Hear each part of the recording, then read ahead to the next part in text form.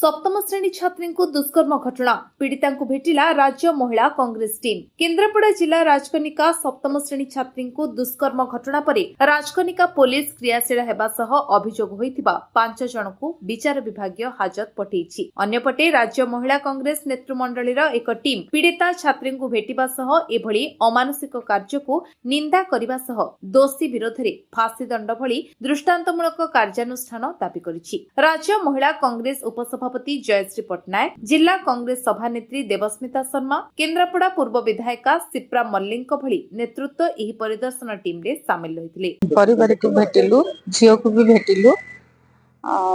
झियो तो एते छोट झियोटे माने ताकू डिप्रेस कराई दे जाछि।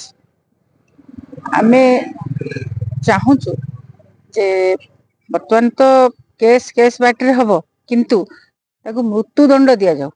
जो 4 जन शिक्षक से माने ताकू जो एकाठी होइकरी गणदर्शन करछंती, तो सेमानकू मृत्यु दंड दिया जाऊ। नहले आउ ए समाज केही डरिबेनी, जे जहा को चाहिबो जहा करिवो जहा ता करिवो जेमिति से चलिबो। किंतु महिला कांग्रेस दाबी करूची जे सेमानकू फांसी दंड दिया जाऊ। से स्कूल को सबुदिन पाई बंद करा जाऊ। विशेष कर गोटे महिला अच्छी अत्यंत दुखदायक, ताकू से झील को लेकर सेठी पहुंचाए। तो एते छोट झीलटे रक्षक होकर भक्षक होउछंती